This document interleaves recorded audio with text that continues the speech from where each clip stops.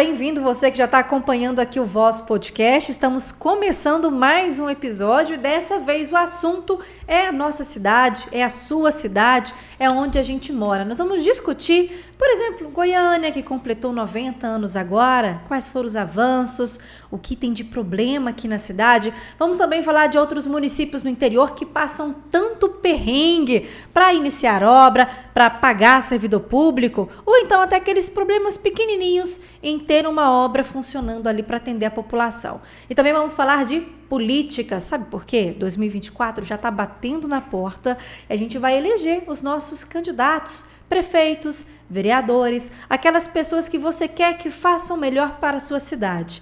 E para a gente poder votar bem, a gente tem que começar agora a discutir, a pensar, a refletir o que a nossa cidade precisa, para só assim a gente ter políticos, de fato, que vão cuidar melhor das nossas cidades. E esse debate que nós vamos ter aqui hoje no Voz Podcast. Daniel está aqui comigo hoje mais uma vez. Tudo bom, Daniel? Como Oi, é que você tudo tá? bem, Isadora? Só lembrando, né, ao nosso público que a gente vai receber todos os políticos aqui, inclusive esse agora que eu conheci, é uma pessoa muito legal. Fiz os retratos dele, ficaram maravilhosos, uma pessoa muito simpática. E com certeza está aqui com a gente hoje para discutir Goiânia, porque entende bastante. E a gente quer, então, dar um parabéns, desejar bem-vindo aqui com a gente. Guilherme Azambuja está conosco. Eu já quero até pedir permissão aqui, se eu posso ser mais íntima sua, já te chamar de Gui Azambuja, para a gente ter esse bate-papo bem bacana. Pode ser, Gui? Tudo claro, bom? Sem nenhum problema. Boa noite. Eu também quero chamar de Isa, Fica então. à vontade. Se eu puder também chamar de Isa, tá perfeito. Gui Azambuja. Gui Azambuja é de fato o nome com que eu me apresento, né, para todas as pessoas com quem eu me relaciono, né? Quero agradecer a Daniel também ter me recebido aqui no Voz Podcast. É importante a gente realmente debater o futuro de Goiânia, tudo que vem acontecendo na nossa cidade, né? E agora é a hora ideal para que a gente possa começar a levar para o cidadão comum o que os políticos da cidade estão enxergando, observando a atual gestão, as gestões que já se passaram e o que a gente pode fazer de melhor para o futuro de Goiânia. O que é muito Essa é a importante. nossa proposta, sem dúvida alguma. Ah, maravilha. Eu queria que você se apresentasse aqui para o pessoal que está acompanhando a gente no podcast, né, Gui? Sua história um pouquinho, a sua trajetória. Quem é Gui Azambuja? Exatamente. Sim. Bom, eu sou advogado há 30 anos, meu nome é Guilherme Azambuja, sou advogado há 30 anos, eu sou casado, tenho 4 filhas e eu me formei na PUC do Rio de Janeiro no final da década de 80. E desde então eu venho me dedicando ao longo de toda a minha carreira jurídica a defender trabalhadores. Essa é a minha luta diuturna. Eu defendo trabalhadores para o trabalho nas diversas instâncias e também aposento as pessoas, cuido das questões de auxílio-doença, todos os benefícios sociais, né, que o INSS concede para esse nosso povo que precisa tanto, né, desse auxílio. Então, a minha vida profissional é dedicada à defesa de trabalhadores, não importa se seletista, estatutário e de aposentados e pensionistas. Essa é a minha carreira pessoal. Com relação à política, desde a época da faculdade, naquela época no Rio de Janeiro, a gente era tudo brisolista, era tudo PDT, né? Porque Leonel Brizola realmente era uma força incrível, né? E que encantava as pessoas, né? Mas na minha primeira eleição para presidente do Brasil, eu votei no Lula, claro, né? E a vida toda votei Lula, Dilma, Haddad, e sempre vinculado ao Partido dos Trabalhadores, que eu tenho muita honra de compor aqui no nosso estado de Goiás, na nossa cidade de Goiânia também. Então nós temos muito assunto para discutir, vamos discutir cidade, vamos discutir política, vamos discutir o que a gente pode fazer para o cidadão, para o goianiense, para o goiano poder votar bem no ano que vem, que a eleição está batendo na porta e já tem muitos nomes, inclusive, se colocando à disposição. Mas eu queria começar, Gui, conversando com você um pouquinho da sua parte profissional, da sua luta pelo trabalhador, que quando a gente fala, por exemplo, de prefeituras, a gente pensa no servidor público, no contrato temporário, na pessoa que está trabalhando lá e não sabe se o contrato vai ser renovado ou não. E o servidor público, o que é as suas garantias, seus direitos resguardados? A database, a gratificação.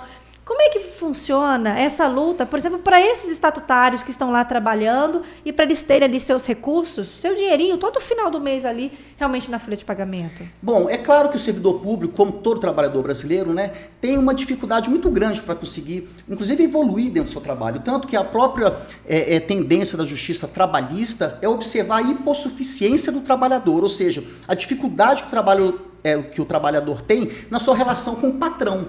E é por isso que existe no Brasil a Justiça do Trabalho, que tem mais de 100 anos, se não me engano, ou mais, que vem defendendo os direitos dos trabalhadores também. É o foro apropriado para debater isso. Com relação à gestão pública, aí muda de figura. Porque os servidores públicos, eles são estatutários nos seus municípios. Ou seja, existe uma lei municipal, um estatuto do servidor na área de educação, na área de saúde, nas diversas áreas dentro da prefeitura. E esses estatutos, que são leis municipais, no caso de Goiânia, de todos os municípios também, do interior do Brasil todo, elas regulamentam esses direitos. Então, você quer discutir, por exemplo, insalubridade do servidor público municipal que trabalha na área de saúde. Então, você tem que discutir o estatuto do servidor público municipal ali, naquele local. E, claro, que também, como as dificuldades que o trabalhador tem na área privada, também tem na pública. Então, o reconhecimento dos seus direitos é sempre uma dificuldade enorme. Eu já participei de gestões públicas, eu já fui procurador-geral de um município do estado de Goiás. E eu conheço bem como é a gente ter que lutar para implementar os direitos dos trabalhadores. E isso aqui em Goiânia é fundamental que aconteça, tanto dos ativos quanto dos inativos, porque você também tem os aposentados e pensionistas que também sofrem as agruras, apesar de não estarem na atividade, também sofrem muito com dificuldades de conseguir seus reajustes, pagamentos, enfim, uma série de coisas que sempre penalizam o trabalhador. Eu falo isso com 30 anos de cátedra. O trabalhador precisa ser respeitado, protegido e observado. Eu não tenho nenhuma dúvida com relação a isso. E aqui em Goiânia não pode ser diferente, né? A gente precisa observar isso. A gente tem percebido, né? Claro. Conversei mais cedo com o Daniel sobre isso, que, por exemplo, nós temos greves que toda gestão, todos os anos acontece greve de alguma área. Temos greve de professores, temos greves da área da saúde, temos greves de servidores de vários departamentos, né, de uma prefeitura. Mas o que acontece? As prefeituras também sempre têm justificativas para, por exemplo, não pagar o piso, não atender as reivindicações dos servidores e também sempre entram na justiça. A gente pensa aqui no caso dos professores, por exemplo, uma greve de professores, as prefeituras entram na justiça, judicializam a questão para cortar o ponto se o professor não for lá na sala de aula. Por que às vezes eu sinto que é uma desumanização, que os prefeitos parece que não pensam ali, porque ele precisa daquele trabalhador atuando, daquele trabalhador atendendo a população para o serviço ser eficaz. Como é que você sente essa questão, Gui? Só para concluir, hoje eu até estava escutando, por exemplo, o professor parece que ele recebe uma ajuda da prefeitura por R$700 para despesa, essas coisas. E os serviços gerais que estão fazendo a greve hoje, por exemplo, o pessoal que limpa o banheiro, que faz a merenda, eles vão para o mesmo lugar, no mesmo horário, fazer o mesmo trabalho e recebe R$300. Por quê? A gasolina dele é mais barato que ele vai usar? A condução é mais barata? Você acha que isso tudo... É claro que cada categoria, cada tipo de trabalho tem as suas peculiaridades, né? Você falou aí agora, por exemplo, de limpar banheiro. Limpar banheiro, a Justiça do Trabalho já considera isso um tratamento de lixo urbano. É incrível, né? Mas você, por exemplo, se você trabalha em um hotel e você limpa os banheiros do hotel, você tem direito a até 40% de insalubridade sobre o valor do salário mínimo. Por quê? Porque é um trabalho insalubre, considerado pela Justiça tratamento de lixo urbano, você limpar o banheiro. Não é diferente no serviço público. Então, se aquele servidor limpa banheiro das escolas, limpa banheiro do terminal rodoviário, da onde for, ele tem que receber a insalubridade. E muitas vezes não é pago. E essas questões, a pessoa tem que entrar na justiça, tem que brigar, pede administrativamente, demora um século, aí negam. É complicado isso. Então, e ainda eles correm o risco de perder o emprego, né? Estatutário não, porque... nem no privado, porque se o patrão demitir por causa de ação trabalhista, ele ainda leva pode levar uma ação de indenização por danos morais, né? Que pode dar problema. Isso não, as pessoas têm que brigar pelos seus direitos, isso é fundamental. Agora, a questão, por exemplo, que você falou agora dos professores. Você vê como é que você falou em desumanização. E é por isso que o Partido dos Trabalhadores é tão lindo, a sua proposta, o seu estatuto, os nossos anseios para a sociedade, que já foi aplicado aqui, né, nas prefeituras de Dacia Costa, de Pedro Wilson e de Paulo Garcia, o respeito aos servidores. Isso é fundamental, porque você falou em desumanização, e nós do PT somos humanos, e é isso que a gente tem que sempre buscar. Veja um exemplo, agora mesmo em questão municipal, a nossa deputada estadual Bia de Lima, que é presidente do Sintego, ela conseguiu intervir junto ao Rogério Cruz, que é o atual prefeito aqui de Goiânia, conseguiu intervir para que concedessem alguns benefícios para os servidores que estavam em greve. Então, uma deputada estadual, ou seja, ela não é uma vereadora da cidade, é uma deputada estadual, ela que é do PT, do Partido dos Trabalhadores, representa os trabalhadores, isso mostra a humanização do nosso partido. A nossa preocupação não é com os ideais, direita, esquerda, socialismo, comunismo, conservadorismo, não é isso. É cuidar bem das pessoas. Está aí um exemplo, a nossa deputada Bia de Lima. Quer outro exemplo? Mauro Rubem, deputado estadual Mauro Rubem. Era vereador até pouco tempo atrás, se elegeu agora deputado estadual na última eleição, e a nossa presidenta, Cátia Maria, assumiu como vereadora, né, do Partido dos Trabalhadores hoje aqui na Câmara Municipal de Goiânia. O Mauro Rubem é um homem dedicado à defesa também dos servidores públicos na área de saúde. O Mauro Rubem é servidor da área de saúde, ele é dentista. Entendeu? Então é um homem fantástico. Petista são pessoas humanas, pessoas que estão voltadas a defender os direitos dos trabalhadores. Veja o nosso deputado federal Rubens Ottoni, que é exemplo de um homem mais dedicado a todos os 286 municípios do estado de Goiás, 256, é incrível. O Rubens Ottoni, ele consegue verbas federais para todos os municípios, não importa quem é o prefeito, se é do PL, se é do PP, ou se é do PT, do PSB, ou de quem for. Ele está preocupado com a população daquela cidade. E isso é ser humanista. E é por isso que ele tem 6 mandatos de deputado federal e sempre se elege com mais de 80 mil votos. Porque é um homem dedicado às pessoas. Isso é o PT. E é isso que a gente quer muito de volta aqui para a nossa cidade de Goiânia. E a gente percebe, Gui, que, por exemplo, quando a prefeitura também ela não dá essa atenção ao servidor público, às reivindicações dos trabalhadores, ela meio que está perdendo esse eleitor. Por exemplo, no caso de uma reeleição, a gente sempre pensa, um prefeito vai tentar uma reeleição, praticamente ele tem a máquina pública, é muito mais fácil ele vencer uma reeleição do que alguém que vai tentar entrar. Essa normalmente é a lógica. Mas se você também não tem ali os servidores com você, é muito mais complicado, porque nós temos uma grande massa de funcionários públicos que podem votar se você tiver fazer uma boa gestão, não é mesmo? Não, eu compreendo sua colocação. Agora, um princípio fundamental na gestão da coisa pública é a impessoalidade. Então, jamais qualquer petista vai fazer alguma coisa para o servidor visando o voto. Nunca, jamais isso vai acontecer. Porque não é isso, né? Eu compreendo a sua colocação, você tem razão. Eu entendi, mas a Isadora falou que já fica mais mas você fácil, não pode querer ter esse tipo de pensamento. Agir querendo e nem de troca. ação. Isso. Porque, na verdade, a gestão pública, ela necessariamente tem que ser impessoal. Então, e é isso que os governos do PT sempre fazem, impessoalidade plena. Então, jamais vamos fazer alguma coisa para o servidor público esperando que ele vote em alguém do partido. Isso nunca. Mas é a questão da humanização que você fala, sabe? Porque uma pessoa bem tratada, se você cuida bem do meu filho, você está adoçando a minha boca, não é isso que diz o ditado popular? Então, é claro que tratar bem as pessoas naturalmente faz com que as pessoas te vejam com bons olhos. É natural que isso aconteça, né? Como você tratar bem da sua cidade, faz com que as pessoas observem que se você trata bem da sua cidade, você trata bem da sua casa.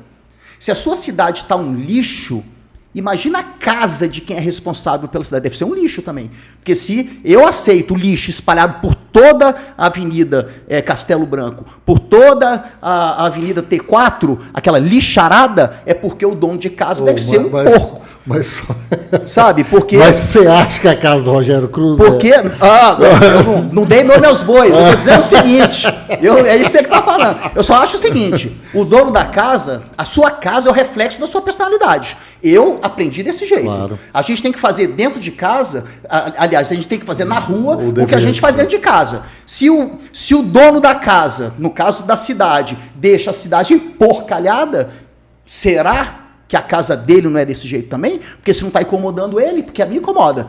Eu adoro andar de moto, Daniel, eu sei que você anda de moto também. Claro. Ando de moto pela cidade, vou pro meu escritório de moto, gosto de malhar de moto. Ando de moto pela cidade toda. Desce ali no setor Bueno, aquela T4, aquele monte de esgoto estourado. Gente, eu morei no interior há anos. Coisa de esgoto estourado, até no interior a gente arruma. Não tem lógica. Aí você passa de moto em cima do esgoto, você suja a tua calça toda de esgoto.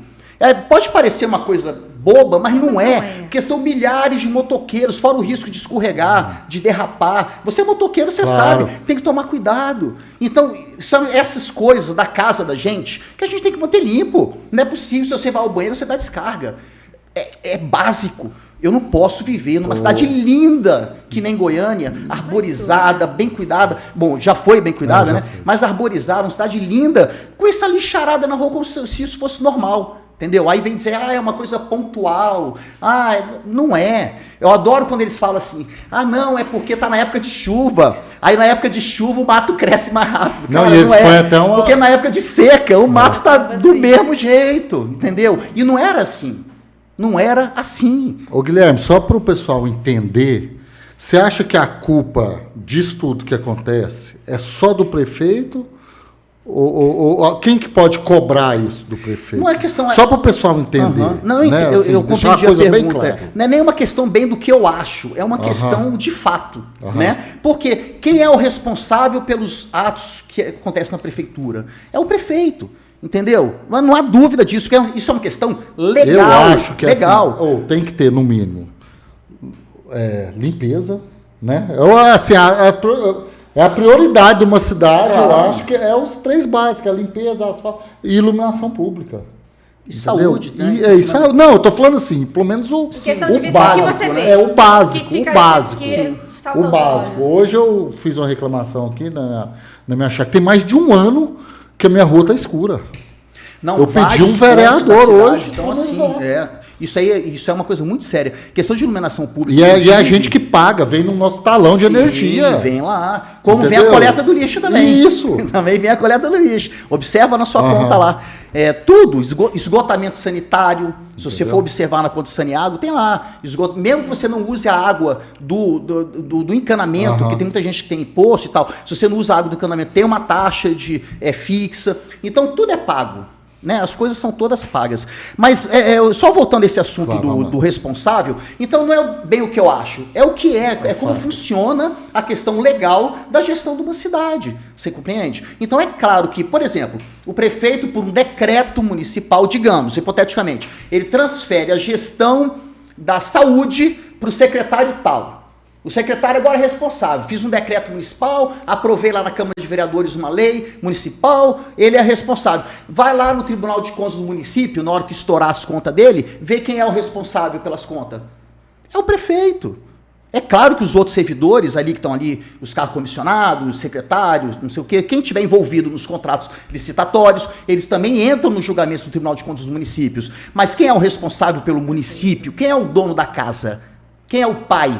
No caso, que é um homem, é o prefeito. Não há dúvida nenhuma. Então, respondendo a sua pergunta, eu acho. Aí vem o achômetro. Eu acho que ele é responsável pela sujeira que está na cidade. Eu não tenho dúvida disso, gente. Pelo amor de Deus. A gente passa por um problema, especificamente em Goiânia, de lixo, de coleta de lixo, envolvendo, por exemplo, a Comurg, que vai fazer 50 anos no ano que vem, praticamente desde a sua criação. Aqui mesmo o lixo aqui do meu podcast do estúdio eu pago. Por uma empresa particular, colher aqui. Aí, mas, por exemplo, aqui em Goiânia nós temos a Comurg que foi instalada. Em outros municípios é privatizado, outros municípios a própria prefeitura dá um jeitinho de organizar. Qual que seria o melhor caminho? No caso de Goiânia, temos a Comurg, manter a Comurg, mas reformular a Comurg, repensar a Comurg, pensar numa privatização. O que normalmente seria assim o caminho que a gente pode sonhar com uma cidade mais limpa, Gui? Nossa, perfeito, Isa, você fazer essa pergunta. Veja bem, eu que já morei muitos anos no interior e já participei de gestão de município, realmente cada cidade tem a sua particularidade.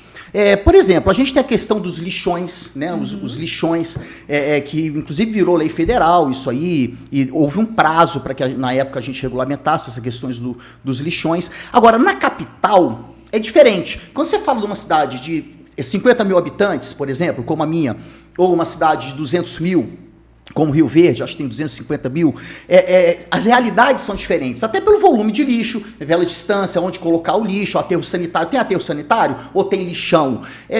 Tudo isso tem que tomar cuidado. Na capital é diferente, que a capital, Goiânia hoje, nos seus 90 anos, está com acho que 1.400.000 moradores, né? É o mundo, né? Aqui, cada um de nós é só mais um nessa multidão, né, de pessoas que formam a nossa cidade.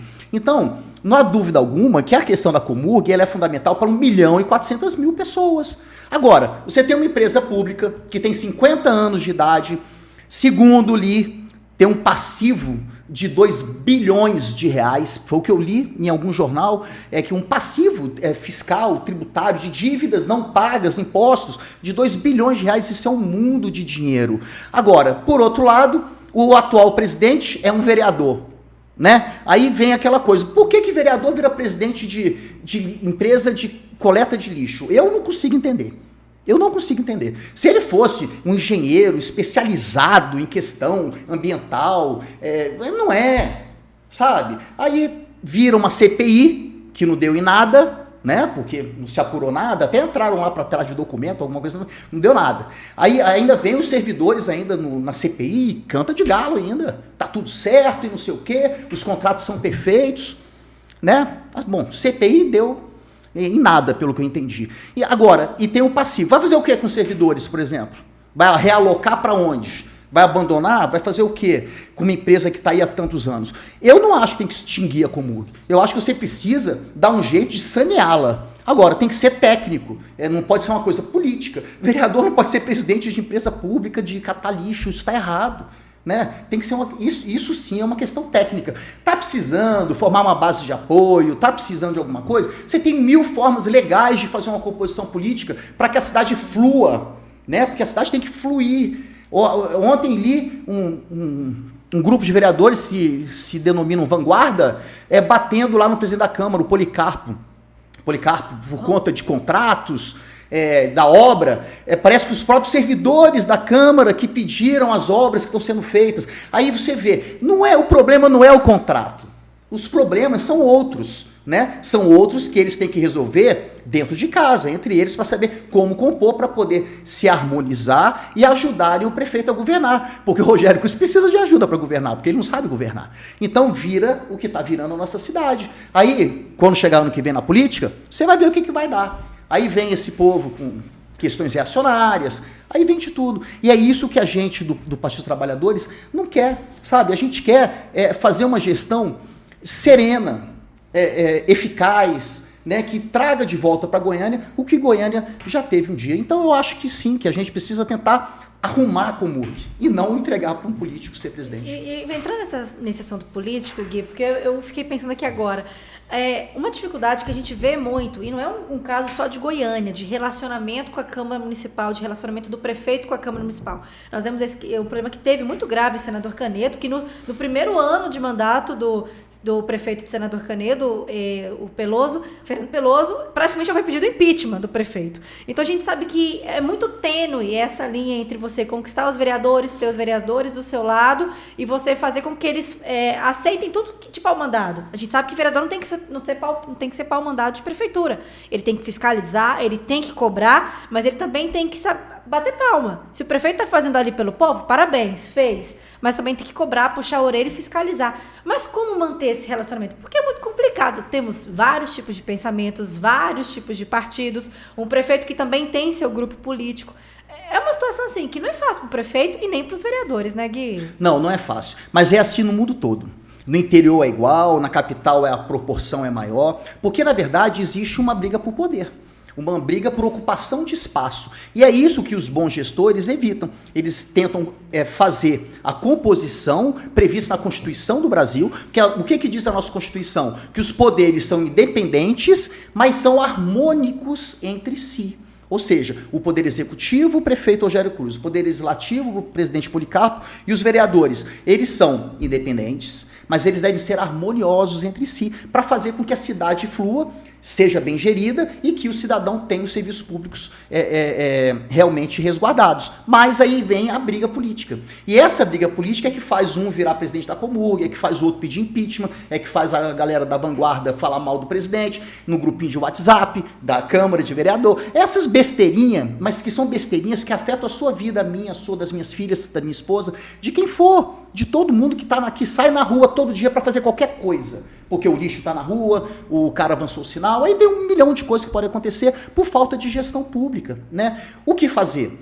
Harmonia, isso é fundamental. É claro que a gente tem que buscar sempre na política, fazer as composições políticas na forma da lei, sempre na forma da lei, mas fazendo com que atenda a todos os interesses políticos, regionais, fiscais, administrativos, em defesa do patrimônio público, que a grosso modo, o que mais importa nisso tudo é a pessoa, é o cidadão. E o patrimônio público deve ser revertido para o cidadão.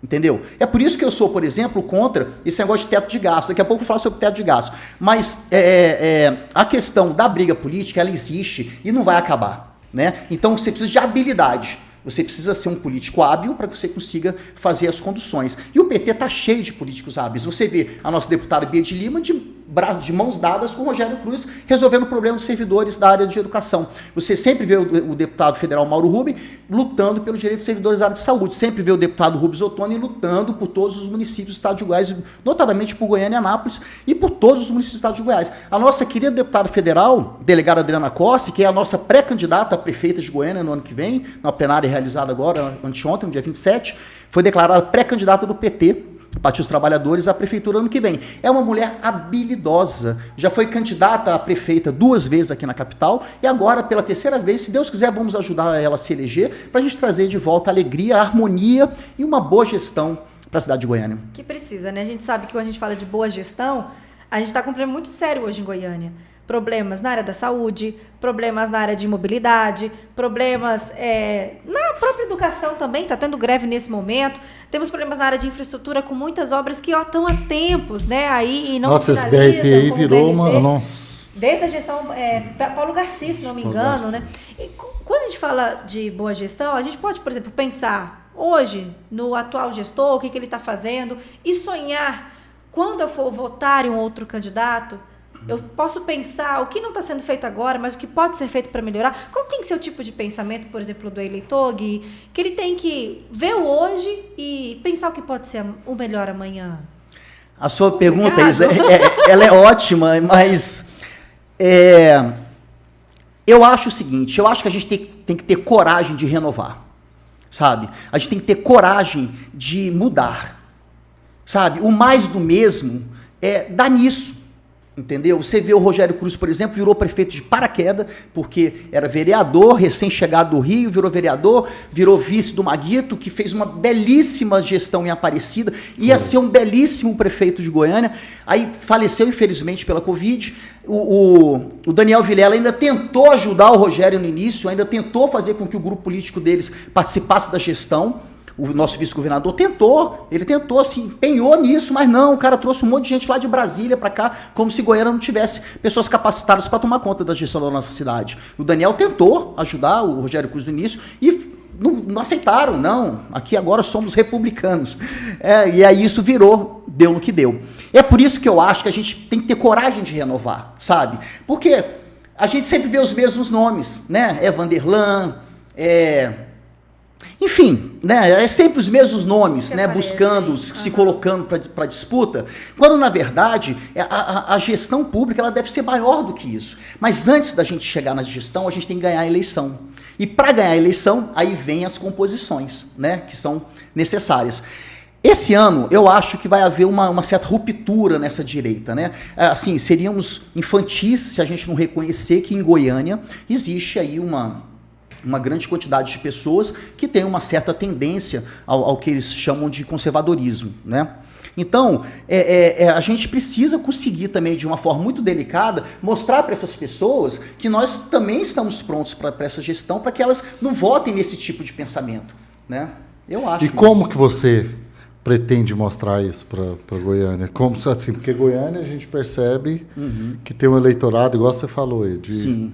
Mas conservador, né? Isso. Como que você pretende mostrar isso? Pois agora, tipo assim, na última eleição, o PT chegou a ter 40% dos votos. Entendeu? Então, é muito voto.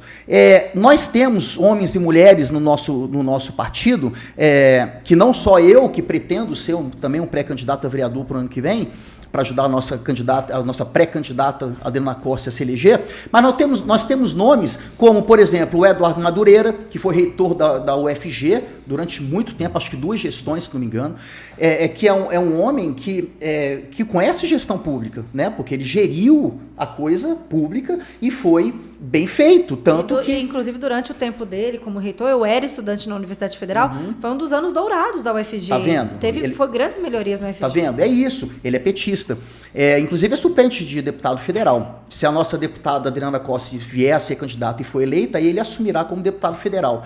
Mas ele também tá na nossa base para ser candidato a vereador ano que vem. O Edo Madureira, o Volmir Amado, que foi o reitor da PUC, foi nosso candidato a governador, teve mais de 300 mil votos na última eleição para governador, que é um homem seríssimo, como o Edward também é. Então, qual conservador de Goiânia vai me dizer que não pode votar, por exemplo, no Volmir Amado, ou no Edo Madureira, ou no Adriana Costa, ou no Rubens Ottoni? Não existe. Então, essa ideologia da direita, da esquerda, do sionismo, do Palestina, do Israel, isso não é o debate. Sabe, você é a favor do aborto, é contra o aborto, não é isso. A gente precisa discutir o lixo que está na rua. A nossa cidade é a nossa casa, é a metáfora da casa, é a nossa casa. Então, a gente precisa fazer com que a população compreenda isso. Mas não vai ser fácil, Daniel. Não vai não. Não vai ser fácil. Porque vai vir gente aí... achando que é casca grossa, sabe? Com muita vozeirão, mas que na hora do vamos ver, eu não sei se é tudo isso não. Vamos ver, 2024. Na verdade, a gente vê antes de 2024, né? Porque a corrida eleitoral praticamente começa já antes. Começou, né? Os bastidores começam antes, as conversas, as negociações. A gente percebe que agora, esse momento que nós já estamos vivendo de 2023, já é os primeiros passos, né? Que os políticos, que quem que anseia por alguma atuação maior na política, começa a dar esses passos agora. E a gente percebe dos lados da direita, do lado da esquerda, do lado do centro, esses primeiros passos dando. Mas também cabe à população já ficar de olho, né, Gui? Sim. Começar a prestar atenção, porque se ela vê uma pessoa que aparece só ali, em outubro, só ali para pedir seu voto, só ali para chegar na porta de casa, mas antes nunca nem ouviu falar, não conhece, ela tem que já estar ligada nas possíveis pessoas, nos possíveis candidatos, já a partir de agora, não é mesmo? Mas não há dúvida alguma. E tanto é verdade que você está falando, que observe os sinais. Política é sinal. Observem as ações das pessoas. Você já viu que o Bolsonaro já veio aqui umas 10 vezes, depois que ele deixou a presidência? Ele esteve aqui semana passada de novo. Tinha lá 70 pessoas no plenário. Mas ele veio. Estava lá. Sentou lá, fez um discurso, essas coisas que ele fala e tal. A esposa dele veio outro dia também, recebeu aí mulheres e crianças em algum local. Isso são sinais. Ele está sinalizando que ele quer que esse rapaz, que é um deputado federal, que se elegeu aqui por Goiás, seja o candidato a prefeito de Goiânia. Isso é um sinal, entendeu? Ele já está fazendo isso acontecer. Ele já está mostrando que ele vai usar o estado de Goiás como uma catapulta para poder ajudar os candidatos do partido dele, que ele chama de conservadorismo, de extrema-direita, essas coisas, para que se eleja o maior número possível de prefeitos e vereadores por todo o Brasil. Isso ele já está pensando na eleição para presidente lá na frente, entendeu? Essas coisas é que nós também temos que ficar atentos. E a gente tem que se opor a esse tipo de situação, né? Por exemplo, outro dia eu vi esse deputado federal, deu uma entrevista num podcast, Os Irmãos, se não me engano. Eu vou falar um negócio para vocês. Eu nunca vi tanto marmanjo junto, durante tão pouco tempo, falar tanta besteira. Nunca vi. Mas falou tanta besteira que, inclusive, está sendo processado no Supremo por questão de discriminação racial sobre os negros africanos. Esse deputado federal teve o desplante de dizer que os africanos não têm capacidade cognitiva de viver numa democracia. É uma coisa, cara, que sinceramente, como é que elege um homem desse? É esse tipo de gente que vai querer ser candidato a prefeito de Goiânia. Você entende? Aí vem a discussão, vai querer discutir Israel, bomba, aborto, casamento gay, vai querer trazer isso como se isso fosse fundamental para a gestão da nossa cidade. Eu acho que primeiro ele precisa aprender que, por exemplo, lá em Israel é permitido o aborto em diversas circunstâncias. Inclusive, se você for menor de idade, por lei, você pode abortar sem nenhuma outra justificativa. Porque eu sou menor de idade, eu digo isso lá em Israel, lá onde eles falam, onde o pessoal aí defende Israel, não sei o quê. Lá, por exemplo, o casamento homossexual, ele é homologado na justiça. Ele não é feito em Israel, mas se você se casa em outro país, você pode homologar a sua certidão de casamento homoafetiva dentro do Estado de Israel. A justiça israelense aprova isso.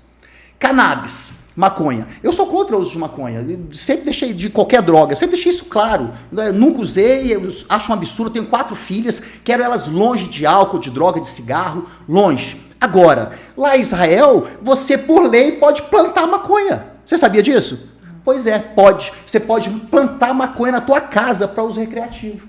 E aí, vai aí perguntar se esse povo que fala que é conservador sabe que Israel você pode abortar, homologar seu casamento gay e plantar maconha. Não sabe. O que eles sabem são esses grupinhos de WhatsApp que ficam o dia inteiro fazendo lavagem cerebral neles. E é isso que a gente tem que mostrar. Fica assim falar, mas é desse jeito. E alguém tem que ter coragem de ter esse enfrentamento. Não adianta ano que vem chegar na campanha, tudo bem, não, porque eles vão vir e a gente tem que ir. E eu acho isso. Com aquela multidão de fake news juntos, né? Fake news, mentira. Foi bom se lembrar disso. Como é que se tornou mentir no Brasil? Virou uma coisa normal. As pessoas mentem. É a história nazista mesmo. Né? A mentira repetida 1000 vezes vira uma realidade. São mentirosos. É a coisa mais feia do mundo. É uma coisa incrível. E o homem velho, mentiroso. É uns negócios que não tem lógica, gente. A gente não pode permitir que isso aconteça. Esses caras bolsonaristas, esse povo, eles tudo leram Gatilho Mental, 60 Formas de Poder, esses livros todos que te preparam para tentar convencer as pessoas das coisas, entendeu? Eles são típicos de ler esses livros e aí ir para as televisões e fazer o que querem, o outro põe peruca, sobe na tribuna da Câmara. Umas coisas absurdas, esse nível de debate que a gente tem no Brasil de hoje. Infelizmente, nas CPI vocês vê os arrobos que são esses deputados falando tanta besteiraiada. Graças a Deus temos homens como o Dino, né, o ministro, que dá um show, né, quando se opõe a esses bolsonaristas. Porque esse tipo de gente você tem que mostrar que eles são mentirosos. Esse é o caminho, é o único caminho, né? Então, a dica para quem está acompanhando a gente aqui e está pensando nas eleições de 2024 é saber perceber esses sinais e saber que para votar para um vereador, para um prefeito, nas eleições do ano que vem, tem que ser uma pessoa que também tenha conhecimento técnico, de certa forma, que saiba discutir Goiânia, os problemas de Goiânia, que saiba como fiscalizar e não ficar muito nesse campo do imaginário, do filosófico. Isso. Eu acho que é por aí. A campanha municipal, ela não é uma campanha nacional, ela não é uma discussão fundamental a um nível nacional. Eu vou repetir, é a nossa casa, a questão nossa, é a saúde na nossa porta, é o lixo, é a escola municipal, você sabe que os municípios são responsáveis pela educação básica, a gente precisa cuidar das nossas crianças. Aí entra a questão da alimentação, né, das crianças também, da merenda escolar. Isso tudo tem verba federal, que são verbas que vêm carimbadas para essa destinação, ou seja, você tem o volume de dinheiro suficiente para prestar uma boa alimentação para as crianças. Isso raramente é feito. Ou é mal feito. Então você precisa pegar esses dinheiros que vêm dos projetos nacionais de governo federal e bem aplicá-los aqui.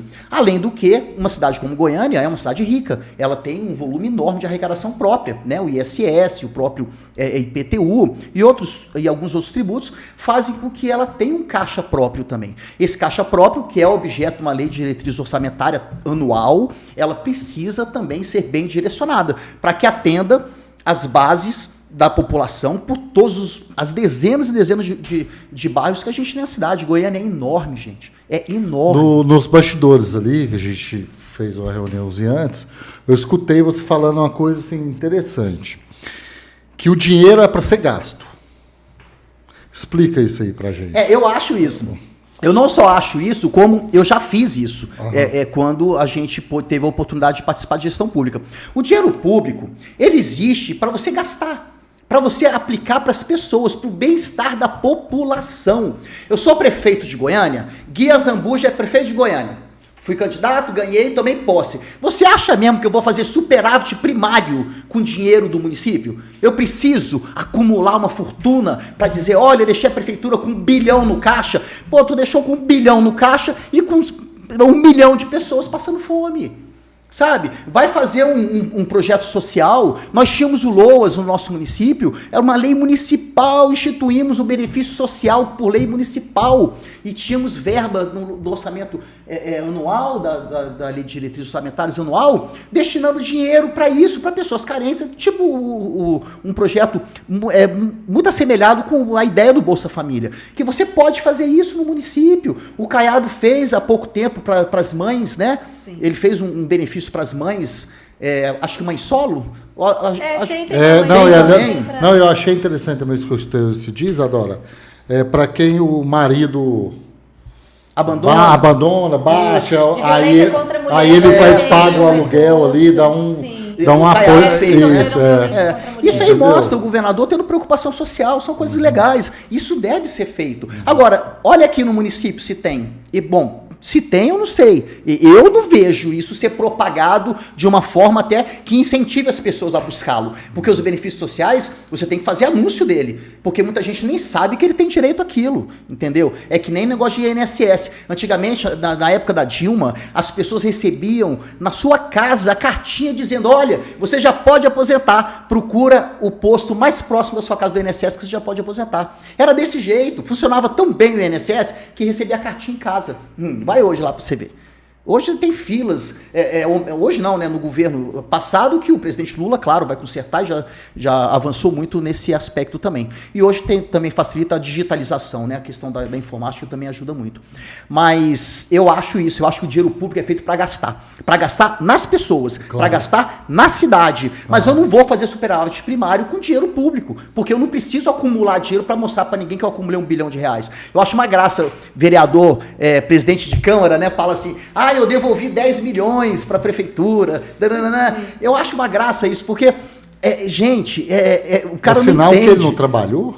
Pois é sinal que não sabe executar. Entendi. Você entende? Um prefeito que não gasta toda a verba, vem a verba da merenda, digamos, vem a verba da merenda lá, R$100 milhões para Goiânia, todo mês, digamos, hipoteticamente. Se o prefeito não executa os R$100 milhões, ele perde o dinheiro. Tem que ser devolvido. O dinheiro volta. Você entende? Então, se ele não conseguiu gastar, é porque ele não teve competência de gastar. Mas a população não entende isso. Isso é uma coisa também que a gente precisa explicar, que o dinheiro público é feito para ser gasto naquilo para qual ele é destinado. Por isso que tem o poder executivo, é quem executa. Se você não executa o orçamento, você é incompetente. Essa é a verdade. No caso, Gui, por exemplo, a gente tem duas situações. A prefeitura tá no azul, tem dinheiro, mas não sabe como investir. Você sabe que ela está com dinheiro em caixa, né? Não sabe como investir. Eu fui numa reunião. O segundo caso, nós temos situações de prefeituras que alegam que não tem dinheiro para investir, o caixa está no vermelho, não consegue pagar servidor, não consegue dar reajuste, não consegue construir CMEI, por exemplo. Como é que fica essa situação? Aí muitos prefeitos usam a desculpa do teto de gastos. Eu não posso porque senão eu vou ultrapassar a lei de teto de gastos, vai ficar ruim para mim com o Ministério Público. Qual que é o peso e a medida nessa situação? Primeiro é realmente mudar a lei do teto de gastos, já tem a emenda constitucional no Congresso Nacional, e isso está sendo debatido. Agora, são tantos interesses estaduais, regionais, né, que isso políticos também, de partidos de diversas tendências, de diversas filosofias, que isso é um debate bem complicado. Mas é claro que para nós do PT, teto de gastos não pode ser limite para a pessoa morrer de fome. Isso não tem lógica. Não vou mandar o remédio para o hospital, não vou mandar o que for para quem precisa, porque vai estourar o teto de gastos. Tem que dar uma forma legal. O governo do Estado de Goiás aqui, o nosso governador, o Caiado, ele entrou no Supremo com uma ação judicial outro dia, debatendo, em agosto, se não me engano, debatendo essa questão do teto de gastos. Porque ele quer investir, mas não pode investir porque o teto não deixa. Então, tem que ter uma maleabilidade nisso. O presidente Lula é muito atento a isso, fez a campanha dele, se elegeu se opondo ao teto de gastos. Então, você não tem dúvida alguma que o presidente Lula vai resolver isso, como resolveu muitos problemas no Brasil nas duas primeiras gestões dele. E isso tem que ser aplicado em Goiânia também, claro. Ô Gui, como que vai ser sua... Assim, para você conseguir isso que você quer, o que você pensa em fazer? Por exemplo, igual você estava falando, a Isadora estava explicando aqui. O prefeito de Goiânia, no caso, ele tem que ter o apoio dos vereadores, certo, Isadora? E tem que ter seu grupo político. Tem que ter seu grupo político. Como que você pensa, porque você vem do Partido dos Trabalhadores, em, tipo assim, fazer uma amizade. Vou jogar um termo bem popular aí. Você diz com os outros partidos? É. Bom, é óbvio que o presidente Lula já deu a dica, né? O vice é o Geraldo Alckmin. Para nós do PT, para muitos de nós do PT, foi muito difícil isso. Muito difícil, vou ser sincero com você. Não foi fácil. Mas nós passamos por esse processo, compreendemos o que o presidente Lula estava nos mostrando, e ele tinha toda a razão. Ele dizia, olha, tanto que ganhou a eleição. Ele dizia, eu não posso ter do meu lado um cara igual eu. Não adianta. Eu preciso fazer composições políticas para que eu consiga ganhar as eleições. Nós, do Partido dos Trabalhadores, em Goiânia, temos a nossa pré-candidata, a delegada Adriana Cossi, que é deputada federal eleita com mais de 90 mil votos, já foi candidata a prefeita de Goiânia por 2 oportunidades, foi deputada estadual muitas vezes, o pai dela, o Darcy Cossi, foi um prefeito maravilhoso. Todo mundo, as pessoas mais antigas, lembram do Darcy e da gestão dele, como também do Pedro Wilson e do Paulo Garcia. Então, o que a gente precisa, na minha visão, mas é claro que é uma questão partidária, a nossa presidente municipal, a deputada Deide Aparecida, que bem conduz o partido aqui no município de Goiânia, eles vão saber muito bem como conduzir essa questão. Mas é óbvio que sem composição política fica mais difícil, né? A gente precisa fazer uma composição que traga para o nosso lado também pessoas que têm uma visão diferente da nossa. É importante isso. Só para complementar esse aspecto, que eu acho que a direita vai rachar aqui. Você vê que o Vanderlan está dizendo que se ele tiver apoio do Caiado, ele sai candidato. Aí o Bruno Peixoto, se não me engano, também está se colocando. Aí tem aquele rapaz da Rede Globo lá, que era da Globo. O Matheus Ribeiro, que também quer se colocar. Um rapaz muito bom, teve 40 mil votos, eu acho, para deputado federal. Tem esse rapaz, tem o Inominável, que eu nem falo o nome dele, esse que se elegeu deputado federal, que para mim aquilo ali é complicado. E outra coisa, fala palavrão aquele homem, viu? Se vocês verem o podcast Meus Irmãos, o tanto de palavrão que aquele homem fala... Nossa Senhora, Deus me livre. Tem também o Jânio da Rua, ex-prefeito de Trindade, que também o governador Ronaldo Caiado, em um evento recentemente, perguntou se ele estaria disposto. Ele falou que sim, está disposto também, o Jânio da Rua. Tem o Jânio da Rua também está querendo. E aquele que foi de Aparecida também, o Mendanha, vai ser ou não? O Gustavo Mendanha tem uma questão judicial, né? Porque ele foi prefeito de Aparecida, e que ele saiu para tentar concorrer ao cargo do governo. E se ele for eleito, por exemplo, for candidato a Aparecida, é 3º mandato. Então está judicializado para ver se ele consegue ser candidato em Goiânia. Mas não transferiu o título dele. Não transferiu. Vai esperar ainda. Ainda está aguardando, porque como está na justiça, uma decisão da justiça, se ele vai permitir, né? Se vai ser autorizado ele ser candidato em Goiânia ou não. Então é uma questão judicial, tem que aguardar. Mas se ele não transferiu o título de município... não tem jeito. Porque já tem que ser um ano antes. Agora, você veja, por exemplo, esses sinais, né, de transferir título. Aquele Vitor Hugo não transferiu o título dele de volta para Anápolis, deixou em Goiânia. Então, o que eu tô achando? Eu tô achando que eles vão querer tentar fazer uma base de vereadores forte, entendeu? Você falou como fazer, né? Nós do Partido dos Trabalhadores temos nomes incríveis para candidato à vereança. A gente, na última eleição, elegeu só um vereador, que foi o Mauro Rubem. Antes, a gente estava num processo muito difícil naquela época, negócio de Lava Jato, aqueles absurdos totais desse homem que destruiu o Brasil, que chama Sérgio Moro, que devia estar preso, né? E até hoje está solto. Mas a gente já teve mais vereadores na Câmara de Vereadores. Então, agora nós temos, como eu estava dizendo, o Eduardo Madureira, temos o Volmir Amado, nós temos alguém, ou a Marina Santana, que já foi deputada federal, ou alguém do grupo dela. A Ava Santiago é do PT? Não, a Ava Santiago é do PSDB, mas apoiou o presidente Lula, é uma mulher incrível também, muito, muito legal, mas ela é do PSDB. Nós temos aquele Fabrício Rosa, que é da Polícia Rodoviária Federal, que defende as questões homossexuais e também de crianças, violência contra crianças, ele participa desses processos todos. Já foi candidato a senador, já foi candidato a deputado estadual, é nosso suplente, não conseguiu se eleger, nem a senador, mas ele sempre foi muito bem votado. E temos nomes incríveis. O PT, nós somos uma federação, né? Partido dos Trabalhadores, PCdoB e Partido Verde. Nós, possivelmente, teremos 28 candidatos a vereador. As demais vagas ficam para Partido Verde e PCdoB. Então, o nosso grupo vem muito forte para criar uma base sólida para ajudar a nossa pré-candidata Adriana Cossi, se Deus quiser, se eleger prefeita de Goiânia. O que é importante, né? Eu queria voltar em uma questão, Gui, que quando a gente fala de Goiânia, porque eu acho que é interessante, gente, falar um pouquinho de política, falar um pouquinho de Goiânia, porque o nosso debate tem que ser sempre assim. O campo do que se espera, o campo do que queremos e o campo do como que está agora, o que precisa ser mudado. E uma coisa que está sendo bastante discutida aqui na capital e que eu já tenho visto, inclusive, a vereadora Cátia Maria fazendo um trabalho com relação a isso desde o início do mandato dela, com relação à requalificação do centro de Goiânia. Porque é uma questão que ultrapassa gestões, ultrapassa prefeituras. Há mais de 20 anos tem se falado da importância de voltarmos a ter o centro que tínhamos aqui em Goiânia. Uma cidade viva, um centro fluido, um centro que as pessoas vão para lá, não só para fazer compras, mas... Eu me recordo de pessoas falando que o centro lá, a Avenida Goiás, por exemplo, em finais de semana, as pessoas iam para lá com seus filhos, brincarem, ia pro chorinho, ia paquerar. Era um espaço também de cultura muito viva, de lazer, de descanso das famílias, e que hoje está perdido. O centro está morto praticamente.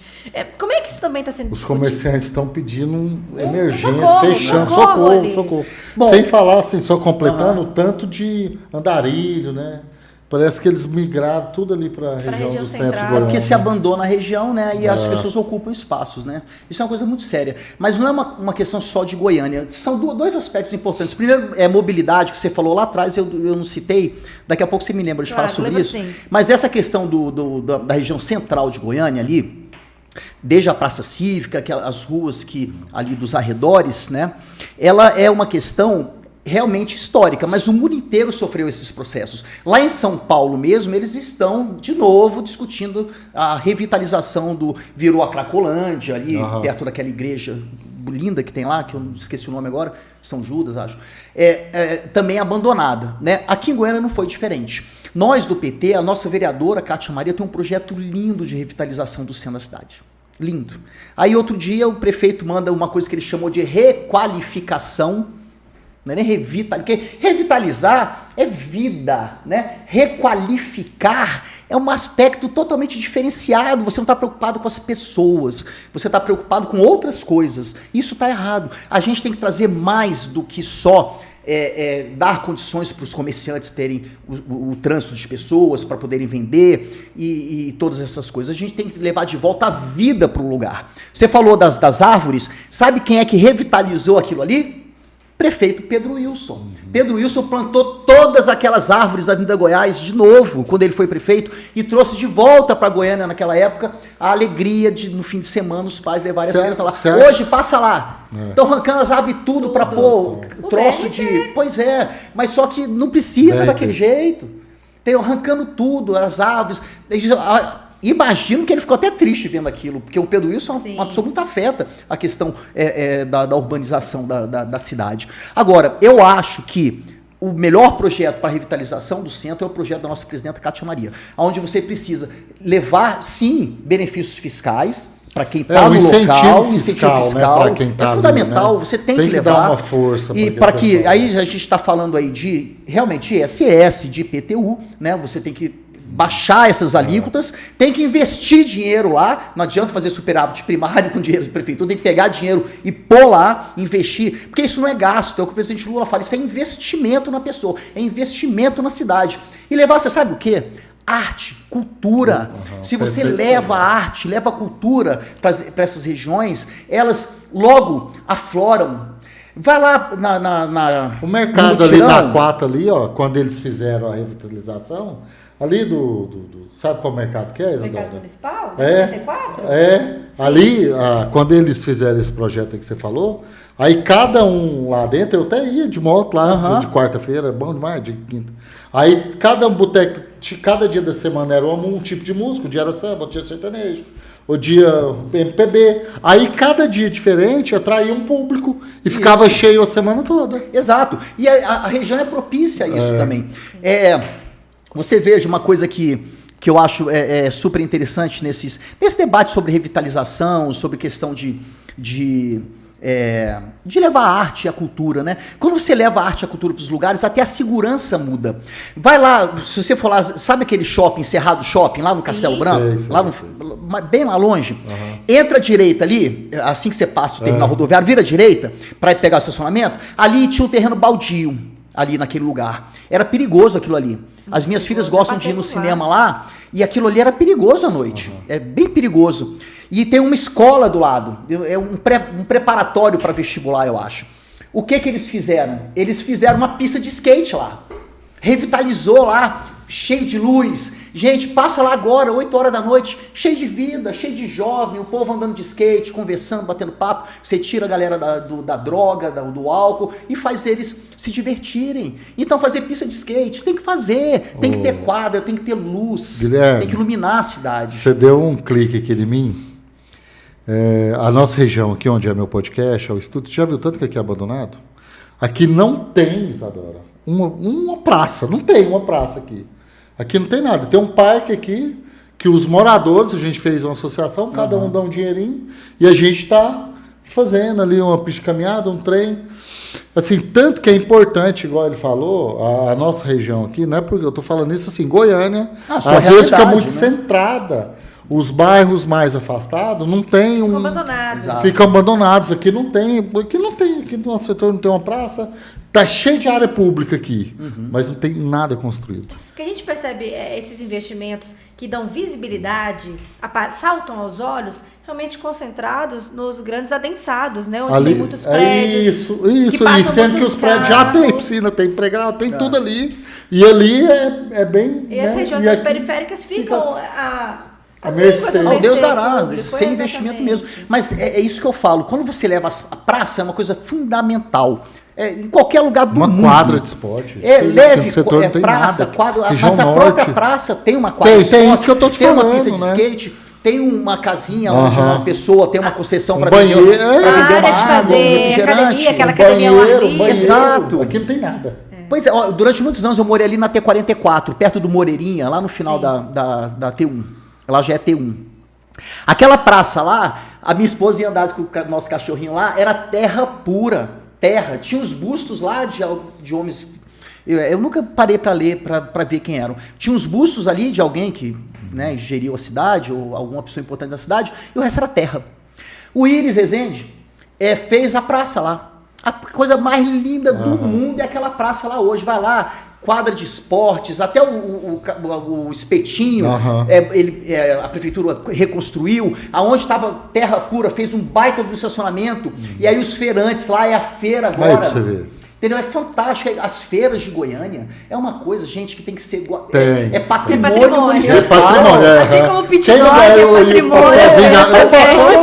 O pastel na feira. Você vê aquele povo lá da feira, lá perto lá da Praça do Trabalhador, há quantos anos eles pedem uma cobertura?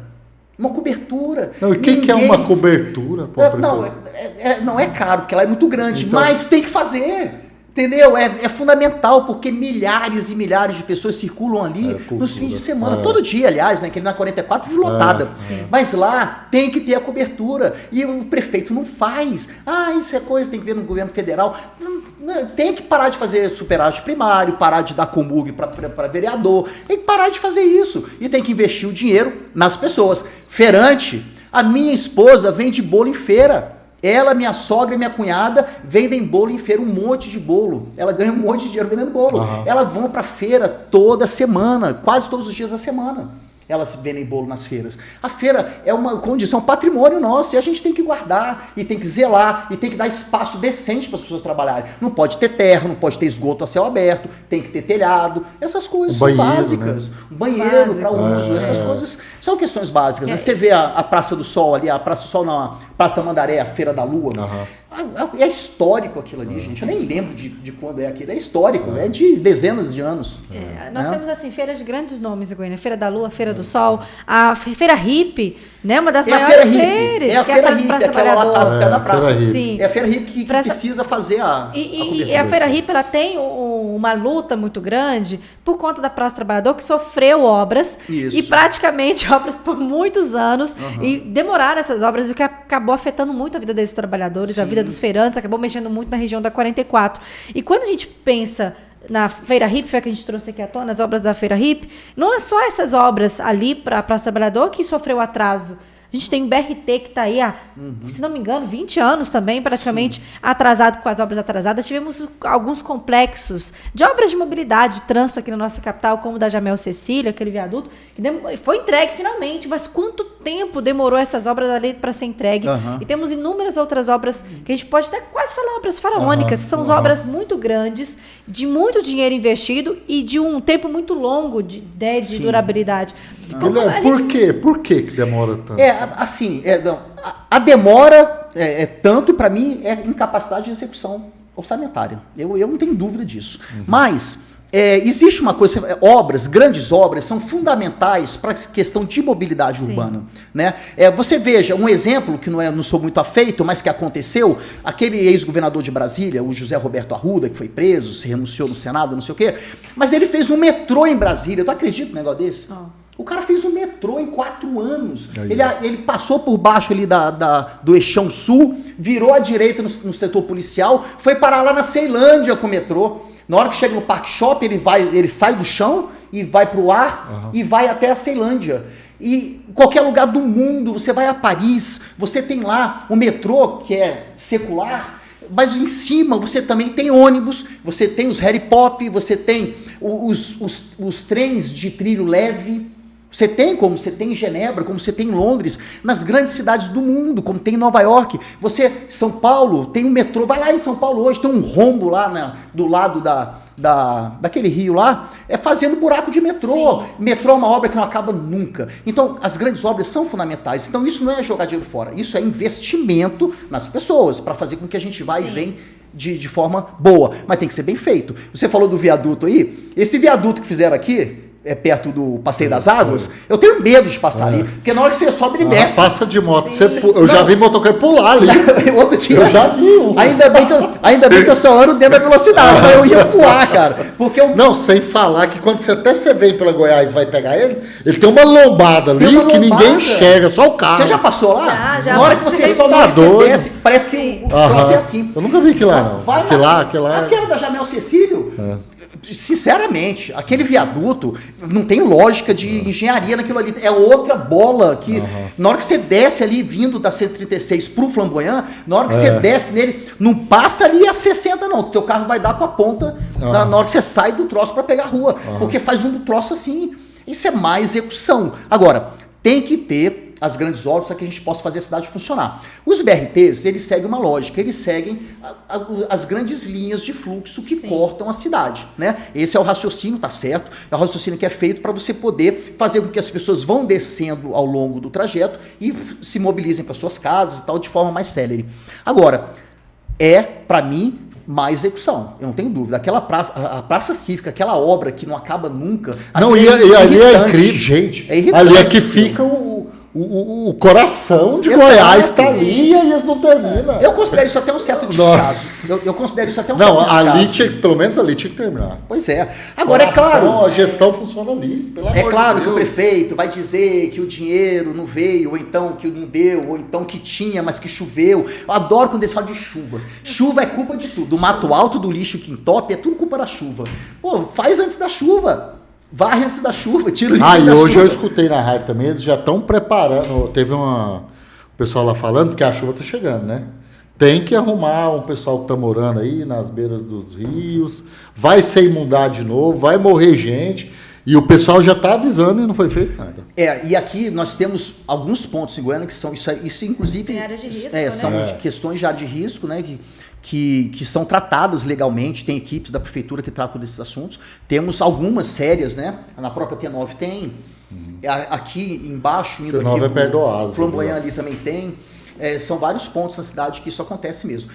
Agora, isso é uma questão da natureza também, né? Então, tem que fazer as vazões de água, ocupação irregular. Tem que tirar esse pessoal porque a água tem que entrar na terra, né? Não adianta fazer só os bolsões, que eles não suportam. Isso aí realmente tem que ser tratado, né? Agora, isso são questões realmente da ocupação urbana, né? Então, isso aí é uma evolução, porque, na verdade, as pessoas ocupam espaços, né? Então, essas ocupações, se forem irregulares, o cara tá lá 50 anos, 40 anos, vai tirar a pessoa de lá. Eu sou incapaz de tirar uma pessoa da casa dela, na tora. Eu não faço uma coisa dessa nunca, nem morto. Entendeu? Você tem que achar uma forma legal de poder realocar. Mudar ela, realocar dar uma a pessoa casa, né? com jeito, com correção, né? Porque ali tem uma história de uma vida, de uma família. Eu acho um absurdo esses prefeitos que passam trator em cima da casa dos outros. Isso é um absurdo. Reintegração de posse. passa o trator na casa das pessoas. Nossa, lembra daquela? Isso é horrível, né? Isso é uma coisa que não pode acontecer, triste, não tem né? senso. Então, é claro que a gente não tem essa realidade aqui desse jeito, né? Gravíssimo assim em Goiânia, mas a gente tem esses pontos que realmente tem que ser tratados. A cidade é complexa, a cidade é grande. É por isso que eu adoro andar de moto. Porque eu ando em todos os buraquinhos da cidade, entendeu? A cidade é enorme, enorme. Pega Castelo Branco e vai embora toda a vida, Goiânia parece uma caba. Uhum. É enorme a cidade. Vai andar para aqueles bairros para ver se lá tem serviço público de qualidade. Não tem, entendeu? E a gente tem que olhar isso. É olhar o servidor, olhar o investimento público, tentar harmonizar a política, tentar tirar da política essa questão ideológica, que a nossa questão é a nossa casa hoje, a nossa cidade, onde a gente mora, cuida dos nossos filhos, não é a questão macro, a questão macro é a questão nacional. Aqui a gente tem que discutir a nossa cidade, o que é melhor para a nossa cidade, viu? E o Partido dos Trabalhadores com certeza está pronto para fazer isso e trazendo também, claro, as pessoas que têm um espectro ideológico diferente do nosso, mas estejam dispostos a governar a cidade com a nossa pré-candidata, se for vontade de Deus, Adriana Corsi. A gente conversou bastante aqui, Gui, sobre política, sobre Goiânia, problemas estruturais, o que precisa melhorar, o que precisa mudar. Mas quando a gente pensa aqui no Gui Azambuja, você como pessoa, você nas suas aspirações políticas, nas suas aspirações profissionais, o que você sonha para uma Goiânia melhor?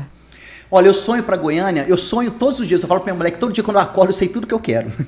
Eu sou desse jeito, eu sei exatamente o que eu quero, o que eu tenho que fazer, o que eu preciso fazer. Eu não tenho dúvida que eu quero uma Goiânia melhor para que minhas filhas, as mais novas, que têm 13 e 11 anos, cresçam, uma quer ser médica, outra quer ser cozinheira, gastronomia, né? Ela faz até aula no IGA de gastronomia, ela tem 11 aninhos, é uma ótima cozinheira, ela quer ser dona de restaurantes. E Goiânia tem muitos restaurantes de gastronomia fantástica. Minha filha daqui a 20 anos, 15 anos, vai ser uma pessoa envolvida com a gastronomia aqui em Goiânia. O que eu quero é isso, construir uma cidade limpa, sabe? Uma cidade viva, uma cidade onde a gente tenha o amor de ir para a rua, onde a gente possa cuidar bem das pessoas. Parece chavão? Parece chavão. Todo mundo fala isso? Pode até falar, mas olha as ações das pessoas e olha a palavra das pessoas. Essa é a grande diferença das coisas da vida, né? Eu tenho 30 anos dedicado a defender trabalhador, a defender as pessoas que mais precisam. Eu me considero elite, mas o meu povo não é a elite. O meu povo, com quem eu encontro na rua, com quem eu vou tomar uma Coca-Cola, é o povão. São os trabalhadores, são as pessoas que fazem parte da minha vida. E que, com o fruto do meu trabalho, me deram tudo que eu consegui construir para educar as minhas 4 filhas. A mais velha é arquiteta, formada na UNB, a outra faz comunicação social na UNB, e as mais novas estão na escola ainda, vivem comigo, as outras já são adultas, mas elas têm o direito de ter uma cidade viva. E Goiânia é viva, Goiânia é alegre, Goiânia não é um lixo de cidade, como a gente está vendo aí, a cidade toda emporcalhada. Não, Goiânia é linda, Goiânia é viva. Eu amo Goiânia. E agora é a hora.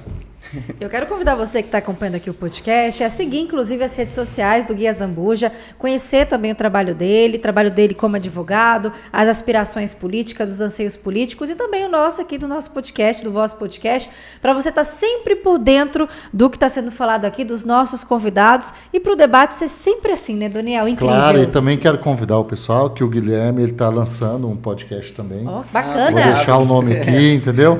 Aí, assim, é lógico que ele vai retornar ao nosso podcast, que vai sempre será nosso sempre agrega aqui com a gente. Sempre agrega com a gente, mas ele vai ter seu próprio podcast. Vou deixar aqui o nome aqui nas redes sociais. O pessoal pode acompanhar, o pessoal pode acompanhar ele aí e cobrar dele aí, o que ele falou aqui. Eu agradeço muito a lembrança, né, você poder estar me dando esse espaço, e também a Isa, né, toda a gentileza e a direção aí da nossa conversa foi perfeita. E dizer que o Pod Gui, com Gui Azambuja, vou começar agora, eu vou virar influenciador digital. Mas as minhas redes já bombam. Tem Kawaii, TikTok, bacana, Facebook, Twitter, YouTube, tem tudo. Instagram, tem essas coisas todas. E agora a gente com o Pod Gui, né, que já na semana que vem vai ser a sua primeira edição, aí vai ser a semanal. Eu espero que a gente até consiga fazer 3 vezes por semana, em breve, bem breve mesmo. Quero até o final do ano estar fazendo isso, nesse fluxo, onde nós vamos ouvir engenheiros, arquitetos, urbanistas, médicos, segurança pública, pessoas voltadas à saúde e educação das nossas crianças. A gente quer ouvir os políticos de Goiânia, todos os espectros políticos. Aqui a gente não tem nenhum tipo de discriminação, de distinção, nada. Teremos amplo espaço para a gente debater Goiânia com todas as opiniões de pessoas sensatas, né? Há pessoas que não vale a pena nem você ouvir, eu sinto muito, mas tem gente que para mim é inominável. O que eu quero é distância. Se eu ficar do lado um dia, é por obrigação de um debate. Se não for por isso, eu quero que fique longe de mim, porque são pessoas que eu não acredito na forma com que elas lidam com as pessoas. A gente tem que respeitar as pessoas. Você pode discordar de mim. Beleza, não tem nenhum problema. Agora, você não pode brigar comigo por causa disso. Você não pode me esculhambar por causa disso, né? Se eu não concordo com você, claro, eu respeito a sua opinião, eu só não concordo com ela. Agora, não é possível você tratar as pessoas da forma como esse elemento trata o púlpito do Congresso Nacional. São coisas realmente inimagináveis que, para mim, só num debate mesmo que eu fico do lado. Fora isso, estou longe. Lembra do Lula dizendo Bolsonaro? Não, quero ficar perto de você. Não lembra disso? Do último debate? Não, vou aí nada. Quero ficar longe de você. Eu tô desse jeito com esse cara. Longe de você. Mesmo porque fala muito palavrão e eu não gosto disso. Ele fala que tem uma filhinha, que quer deixar uma cidade melhor para a filhinha dele, mas fala esse tanto de palavrão. Eu não falo palavrão. Minhas 4 filhas de mim não ouvem palavrão de jeito nenhum. Mas isso aí são outras coisas para um debate futuro, se for o caso, né? Mas eu quero isso, eu quero uma cidade melhor para todos nós, eu quero que a gente possa ter amor, ter paciência. A paciência é uma virtude fundamental para o gestor público. Ter paciência. A gente tem que aprender a ouvir. Eu ouço muito, acho que é por isso que eu consigo fazer com que as coisas fluam na minha vida. Eu aprendi a ouvir muito cedo. Acho que meu pai e minha mãe que me ensinaram. Eu ouço muito as pessoas. E para o gestor público ouvir e atender os reclamos. É fundamental, você tem que atender a pessoa. E, claro, a gente buscar eleger bons vereadores que realmente nos representem o nosso bairro, a nossa rua, a nossa praça, a nossa vizinhança. Tem que observar isso, eleger bons vereadores para que a gente possa ter uma cidade viva, feliz e alegre, como os governos do PT, do Partido dos Trabalhadores, sempre fizeram aqui em Goiânia. Com certeza. Daniel, obrigada. Obrigada, Gui. Obrigado, Isa. Obrigado, Daniel. Tchau, pessoal. Até a próxima. Boa noite.